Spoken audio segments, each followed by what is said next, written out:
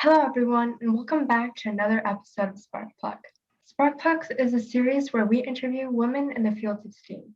Today, we'll be interviewing Kaila, an incoming sourcing engineer at Microsoft. I'm Versha, the team captain and main engineer for this team.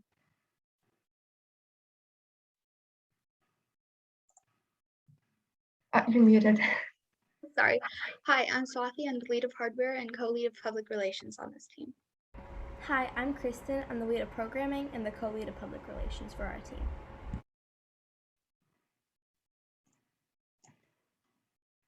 We hear that you're a Troy High alumni. So were there any clubs that you enjoyed at Troy High? Yeah, so I was a part of the robotics club at Troy High, obviously, so Team 226.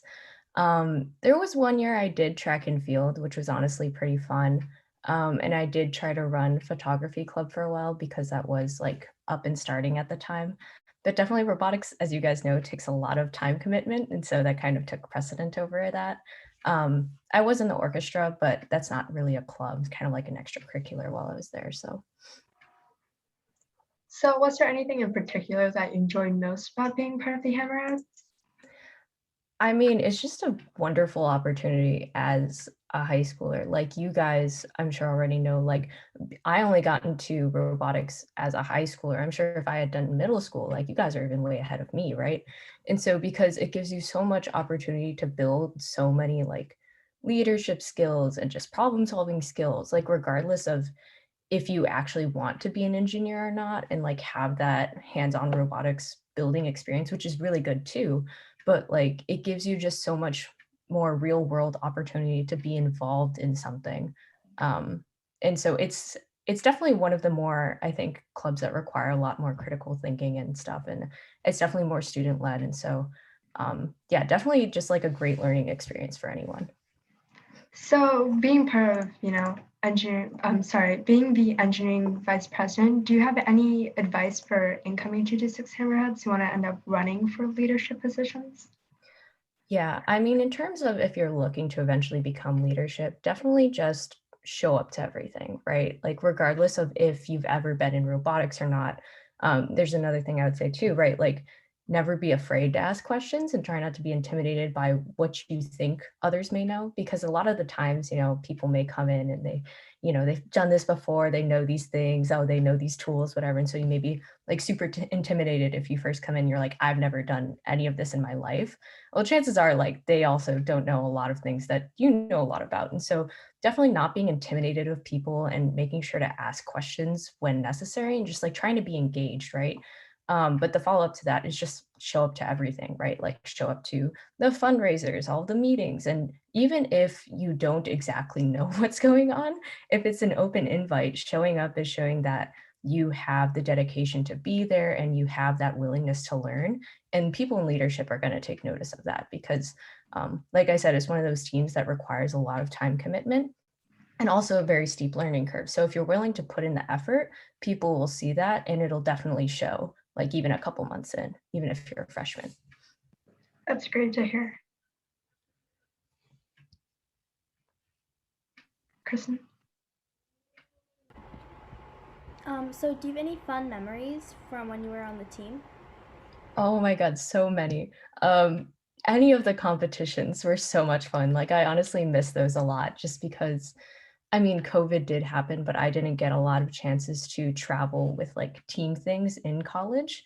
And so just like looking back on all of those trips we did to like districts and states and worlds are just so fun. Like it's just so much fun. And like all the memories you make, especially by like junior and senior year, because a lot of your friends, right, you've been through all of these stressful situations together. And so you guys have like a really strong bond. Like honestly, at this point, most of the people that I still talk to from high school, all of them are from robotics at some point. I don't think anyone else really made the cut. And so these are, if you stay in it, a lot of these friends are lifelong friends. And so just having all of those memories together when you're a lot younger is really wonderful. While we're on the topic of high school, did you have any inspirational figures growing up? While I was growing up, definitely my dad was my hero, Mr. Engineer, doctor. And so I definitely take a lot after him in terms of like how we think and how we like to act and things like that. But growing up, I always thought he was just so cool because he was very like calm and collected anytime like, a situation or like a crisis happened. And that definitely still holds true. I do value a lot of other things though, like he doesn't get enough sleep. So like certain things, I'm like, oh, I like to cook, I like to exercise, I like to sleep, different things that I've found like definitely make a balance, but he's definitely been someone I've looked up to a lot as I was growing up. That's awesome. Was there anything that inspired you to choose a career in STEM? So for career in STEM, I mean, I always enjoyed math classes, just design classes, things that were technical. Like I liked computers a lot. I took a CAD class when I was a freshman and I kind of realized I was like, this is super cool. Like I love using this computer program. The things we were designing, not so much. Like I will say I kind of found out, I was like, I don't really care about designing robots per se, but I like using the computer programs and using technology. And so if you're interested in technology and you like using math or just any type of logical reasoning to solve problems, I think, STEM is a really good career path to follow because also one of the things is like, not a lot of people, I think, realize that they can do that career path. And so, especially if you're a woman, a lot of people kind of automatically discount themselves and say, oh, like I can't be an engineer or I don't want to because other people aren't doing it. And so it's kind of one of those things that it's like, if you even think that you can, I think it's a great opportunity to pursue because the worst that's going to happen is just you realize you don't really like it and then you can switch your major. And also like having a more technical major, so like any type of engineering or sciences, if you will, you can use that for a variety of jobs. So like just because you went to school for an engineer doesn't mean you always have to have a job as an engineer. And so it gives you a lot of flexibility.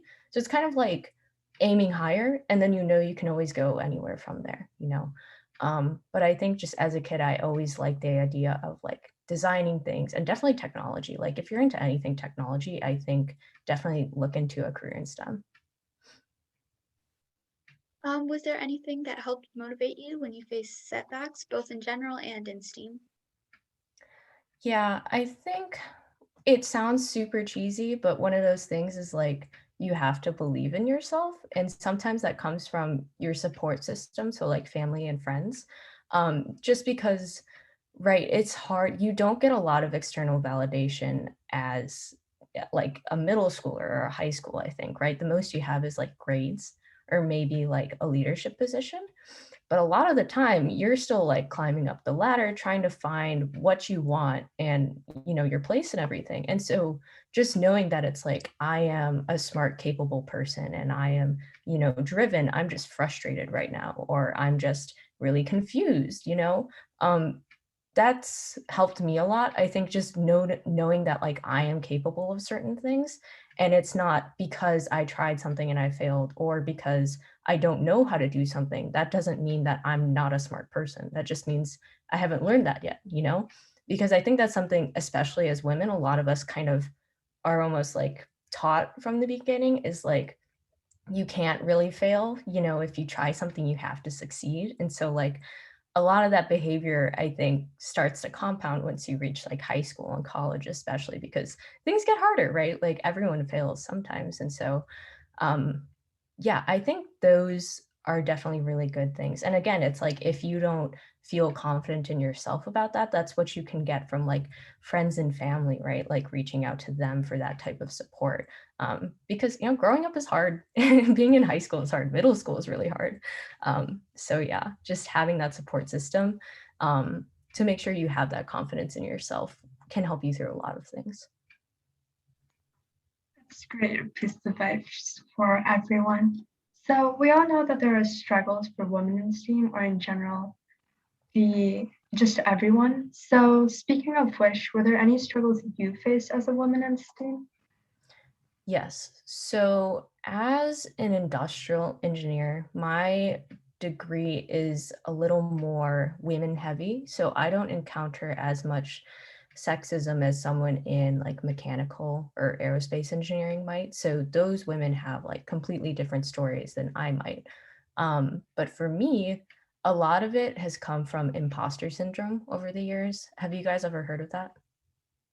So imposter syndrome is kind of like the feeling that you're not smart enough to be there. You're not, you didn't actually work to be in this position you're in. Like you don't really belong here. Everyone else is better than you, that type of feeling. And it can happen a lot, especially in college. And I had this all the time in robotics as a high schooler. And I just never had a name for it because they taught us just sophomore year of college. And I think it's kind of trickling down more because people are realizing that it's a thing, especially among people in STEM, not just women. And so a lot of the times, kind of like how I was saying before, people can give off the impression that they maybe know a lot of things, and then it can be intimidating if you're still learning. That can help contribute to imposter syndrome. So I would say, I mean, I've definitely had like microaggressions at like internships I've had for like being a woman and stuff. It's definitely not as prevalent in my working life yet. I mean, I have yet to start a full-time job. I'm going to do so soon. So that can change, obviously, right? But in terms of, going through your education of high school and college and trying new things, it's definitely something to be wary of, right? So what I've kind of found myself asking is like, do I want to do this or do I not want to do this? Am I like shying away from something because it's something I'm scared of, right? And it's something I was like, oh, I think I can't do it. Because if that's the case, it's probably some form of sexism or imposter syndrome that you're experiencing. And so just kind of keeping tabs on that and realizing, like I said, it all ties back to with the confidence thing. It's a lot of psychological, I think, for women at a certain point when you're learning, it's still in university. Obviously, other people have other experiences, and it can be difficult if you're in a more male-dominated area of engineering. But for me, I've found that it's definitely a lot of imposter syndrome, and so helping people like name it earlier on, it makes it easier to identify and then say like, oh, that's dumb. Like I'm gonna go for this anyway, and I'm gonna learn something or whatever. Were there any kind of setbacks that you faced when you pursued STEAM?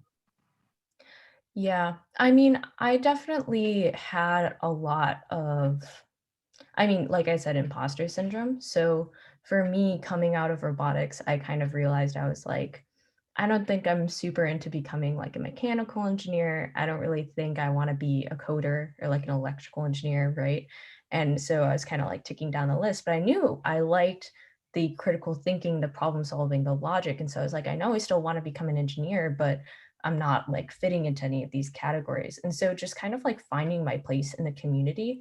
And then also, being reassured just in myself that that's like a valid place. So industrial engineering can be seen as one of the lesser technical fields.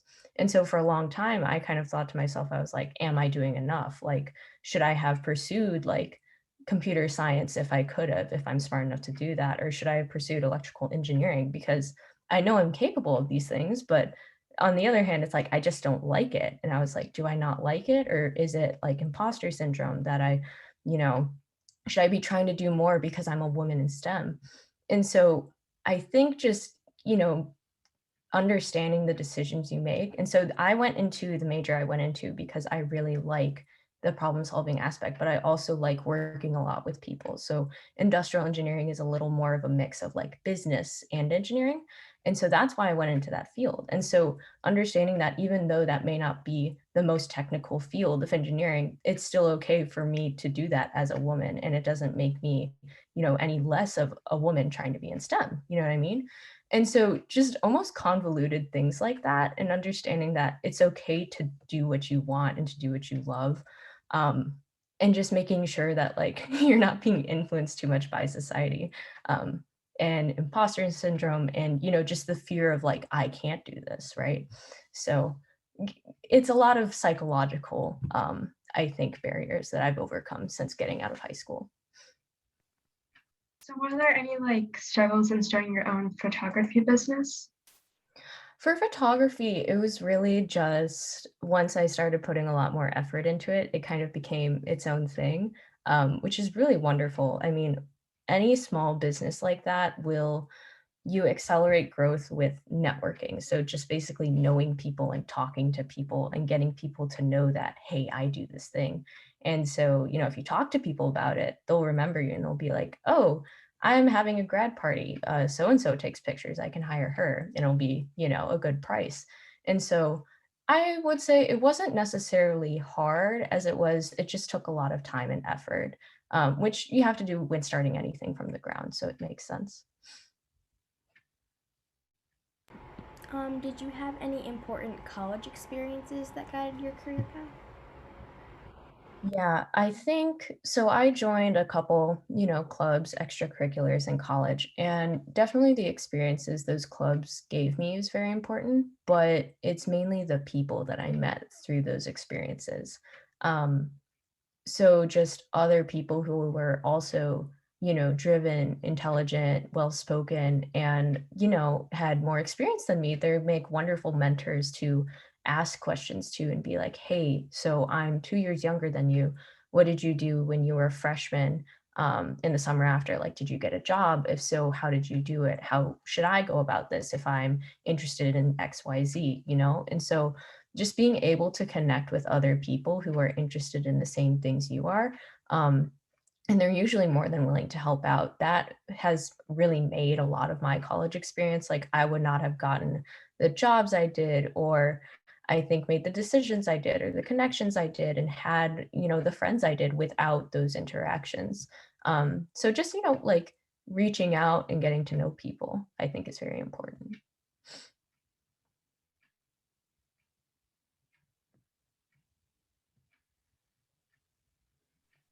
So we hear you have a photography business. How's that going?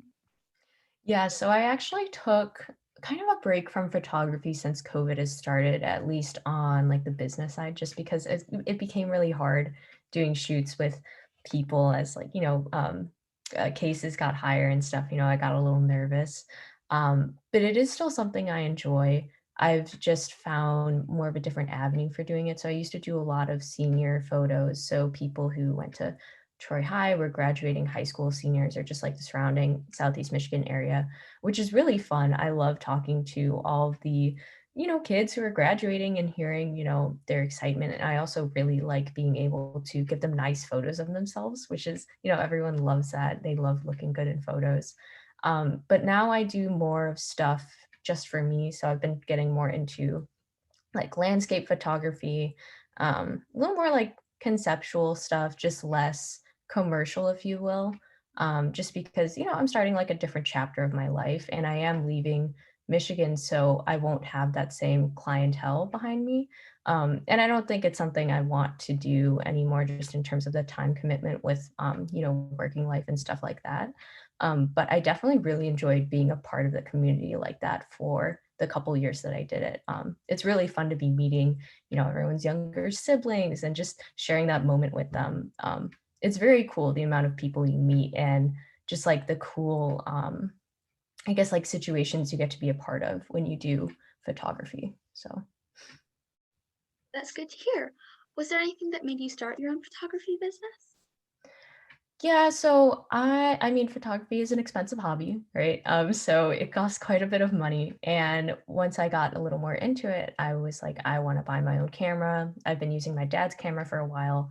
And then once you go down the rabbit hole, it's kind of like once you get better, you realize, oh, maybe my photos can be improved if I had this technique and using this lens or something. And that's not to say you need to buy a lot of gear to become a photographer. It's just I was at that point where I wanted to experiment more with different gear. And so buying things costs money, and then definitely, helping to offset those costs by taking photos for people, not only makes financial sense, but it's just very fun to be able to, it gives you a lot of experience as a photographer in a certain area. And so you get a lot of just connections out of it. And it's quite interesting to see how it all leads together. So, like, I was taking photos for the Ann Arbor Symphony Orchestra for some time, and I thought that was the coolest thing that I got through. It was a friend of a friend who knew me, and then they recommended me, right?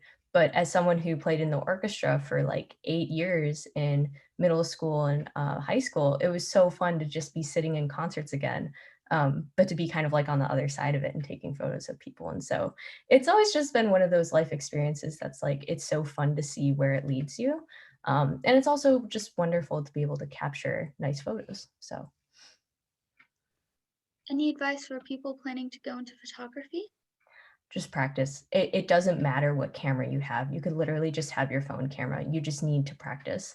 And that doesn't necessarily mean like going out by yourself. Like if you're into doing portraits, like get your friends to pose for you. Everyone loves to have their photo taken in this day and age of social media. So I guarantee you, right? Like just practicing, you will get better. Because I look back at my photography literally just 3 years ago when I first entered college. And it's so different because I started practicing more and I started noticing more things, and you change and you evolve in your style. And so definitely the hardest part is just getting started, because you know, it's scary, it's uncomfortable, you don't know what you're doing, and then you don't like the photos you take, right? But just practice and it'll get to where you want it to be. The world is in need of a lot of help, and it's noble of you to have taken the time to support Project Mesa. Could you elaborate on what it is? Yes, so Project Mesa is a student group at the University of Michigan. We're part of a larger group called MHEAL. But so what we do is we create, it's a portable gynecological exam table for women in third world countries. So these countries that we've worked out of typically, or the one we've worked out of more so is Nicaragua. And so the way they do things there is they have, it's kind of like a traveling healthcare system. So most people live in more rural areas. They can't just go to a hospital for routine checkups and things like that because they live really far away. They don't have the means to transport themselves that far. And so what they do is they have these clinics that go around to all these different areas. And a lot of the times the clinics don't have the tools and resources they need to set up, you know, safe, proper exam environments for things like cervical cancer. So cervical cancer is very preventable if you catch it in its earlier stages, and you just need, you know, pap smears and exams to help catch it. And so if they don't have the proper tools for it, you know, less developed countries have a higher rate of cervical cancer mortality in them as compared to, you know, places like the United States. And so that's why we created the team. And so it was actually created, I think, about 10 years ago. I was not the founder, but I was one of the team co-leads by the time I left. So I started on the business lead side and I came up that way. And so basically we've built, you know, this working prototype that we've been able to give multiple iterations to clinics down in Nicaragua. I went and visited the summer after my sophomore year. And it's just a really cool experience because we don't typically get that interaction. I know some people, you know, if they are international and they go visit their families, then you have that interaction of just being outside of the United States. But for someone like me, the only, you know, global experience I've really had is like going to Canada or going on a cruise. And so just getting to know these other communities around the world and realizing that other places do things just much more differently. And it doesn't mean that it's good or bad necessarily, but it just means that there's a lot of things, I mean, that can be improved around the world in terms of healthcare and accessibility and getting to know different cultures and stuff like that. So that's why the team was started. And that's kind of what we've been doing since. So we've just been prototyping and iterating. And so at this point, I think our prototype has performed over 900 exams with women in different villages, which is super awesome. And so they're just continuing that work on the team and hopefully trying to make it you know, more widespread use. So.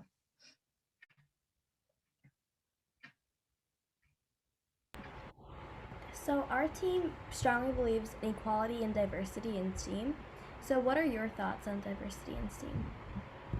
Yeah, I mean, I'm pretty sure there have been papers done on this, but diversity is wonderful, right? Not only for, you know, the social reasons and all these things, but it actually helps contribute to better problem solving, right? People from different backgrounds and different experiences have different perceptions of things and see things differently. And so it makes you more creative as a team and you get a better solution out of it, right? Because you have more minds with more perspectives. And it's just like a greater world of things to pull from, right? So I think diversity is wonderful. And it just makes things more interesting, right? It's not fun if everyone else is like you. Like that's pretty lame. And you don't get to learn a lot from other people then too. So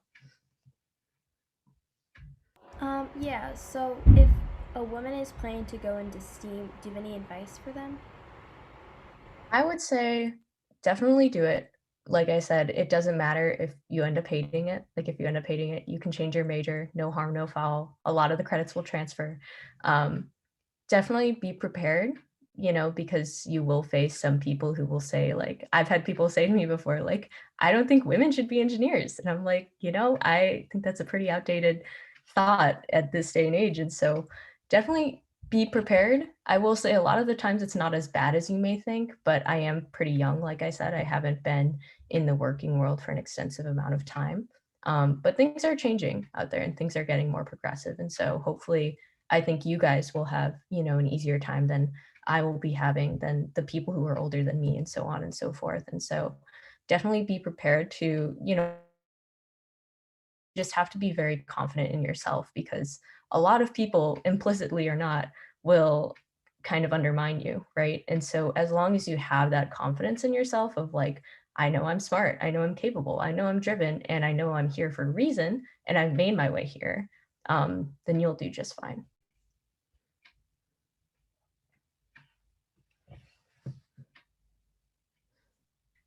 So thank you so much, Kaila, for your time today, from talking to us about your previous experiences and for your pieces of advice. Do you have any questions for our team? What are you guys doing next? Next. So currently we're just doing any outreach activities and fundraising for our team before we get started onto our upcoming season Fight Frenzy on September 18th. How exciting. That's awesome. Or do you guys, is the challenge this year, will it be in person? Is it remote? Have they decided that yet? It's up to you if you want to go remote or just the traditional events. Mm-hmm. Okay, nice. So you'll have something to do either way. That's good. Yeah. Who knows what'll happen with surges and things like that. But yeah, that sounds really exciting. And I've heard you have my friend lined up for the next one, Elizabeth Slifkin. She's awesome. She's my best friend, so we keep in contact all the time. And so when you guys both emailed us, we were like, oh, did you get an email? So she'll be great. And yeah, I think it's awesome that you guys are, all girls team, women focused, because people need that sometimes when they start out. So did you guys do what did they, the teams in elementary school, or is this the first time you guys were on a robotics team in middle school? This is the first time I started first was in middle school. Mm-hmm. Some members of our team did FLL or VEX in middle school. Mm-hmm. Oh, sorry, elementary school. But this is our first time doing first and middle school for most of us. Okay, nice. Yeah, I mean, it sounds like you guys are doing a great job. And I think this is really cool for you to be able to reach out to, women who have kind of been through this system, if you will. And, some people haven't even been in robotics that long, but just, just STEM careers in general. To say that it's like you can make it, there's there's a way out. You can do it. And so yeah, I think you guys are doing a good thing. So just continue. Thank you so much. So thank you all for watching Sparkplug, and we have more to come from this series as we start the upcoming 2021 to 2022 First Tech Challenge Fright Frenzy season. Stay tuned for more about our team and the new season. Bye.